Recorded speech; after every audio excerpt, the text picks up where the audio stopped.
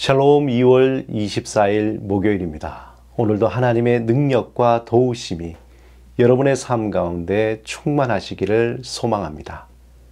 이 시간 시편 말씀을 읽고 하나님 앞에 침묵으로 기도드리겠습니다. 시편 65편 1절에서 4절. 하나님이여, 찬송이 시온에서 주를 기다리오며 사람이 서원을 주께 이행하리이다. 기도를 들으시는 주여, 모든 육체가 주께 나아오리이다. 죄악이 나를 이겼사오니 우리의 허물을 주께서 사하시리이다. 주께서 택하시고 가까이 오게 하사 주의 뜰에 살게 하신 사람은 복이 있나이다. 우리가 주의 집 곧 주의 성전의 아름다움으로 만족하리이다.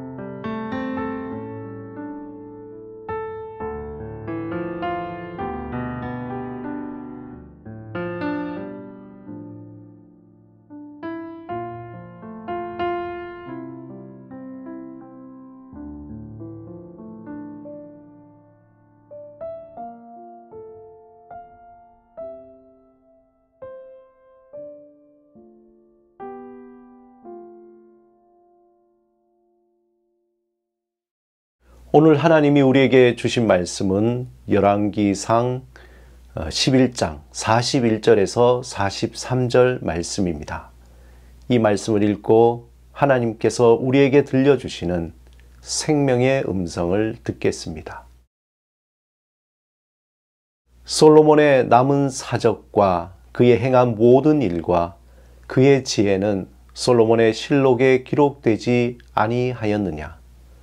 솔로몬이 예루살렘에서 온 이스라엘을 다스린 날수가 40년이라. 솔로몬이 그의 조상들과 함께 자매 그의 아버지 다윗의 성읍에 장사되고 그의 아들 르호보암이 대신하여 왕이 되니라. 17세기 네덜란드 화가 하르멘 스텐비크가 있습니다. 그의 작품 정물 인생 무상의 알레고리라는 작품이 있는데, 그 작품을 보면 그림 중앙에 커다란 해골이 자리 잡고 있어 우선 섬뜩함을 느끼게 합니다. 이렇게 해골과 함께 죽음과 허무의 상징인 물건들이 가득한 그림을 바니타스 정물화라고 합니다. 바니타스라는 라틴어는 더덥고 무의미함이라는 뜻으로 구약 성경 전도서에서 헛되고 헛되니 모든 것이 헛되다 라는 말에서 왔습니다. 스텐비크의 정물화와 함께 또 다른 네덜란드의 화가가 있는데 그 이름이 필리프 드 샹파뉴입니다. 그의 작품 해골이 있는 정물이라는 작품에서 배치되어 있는 정물은 해골과 모래시계와 튤립꽃 뿐입니다. 죽음을 기억하라, 메멘토 모리라고 외치는 해골과 시시각각 죽음이 다가오고 있음을 상기시키는 모래시계는 죽음을 상징하는 대표적인 상징물입니다. 그런데 이 작품에서 화가는 튤립꽃을 배치한 것이 참 특이합니다. 작가가 이 작품에서 단순하게 튤립과 모래시계만을 배치한 것에는 다 이유가 있었습니다. 1630년대에 네덜란드는 튤립 투기가 절정에 달하였습니다. 당시 직공이 1년에 받는 월급이 200 플로린이었는데 이 희귀한 줄무늬 튤립 한 뿌리가 1200플로린이 되었다는 것이죠. 그렇게 튤립의 가격이 천정부지로 치솟다가 1637년 튤립 가격이 그 거품이 빠지면서 가격이 95%, 무려 95%나 폭락하였습니다. 그러자 샹파뉴는 많은 바니타스 상징물을 다 제거하고 단순하게 그들이 뼈저리게 경험한 헛된 꿈이었던 튤립꽃 하나로 바꾸어서 배치하였던 것입니다.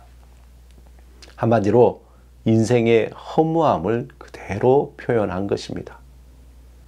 오늘 본문 42절에 보면 솔로몬이 예루살렘에서 온 이스라엘을 다스린 날수가 40년이라 그렇게 기록하고 있습니다.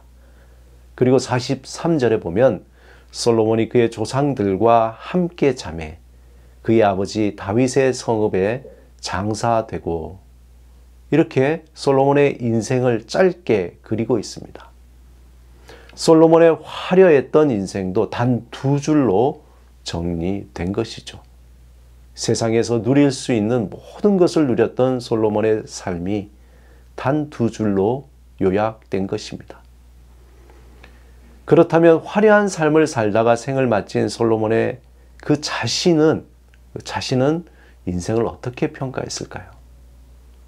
솔로몬은 자신이 살아온 인생에 대해서 전도서 1장에 매우 솔직하게 표현하고 있습니다. 그는 전도서 1장 2절에 보면은 단 한 줄로 자신이 살아온 인생을 이렇게 표현합니다. 전도자가 이르되 헛되고 헛되며 헛되고 헛되니 모든 것이 헛되도다.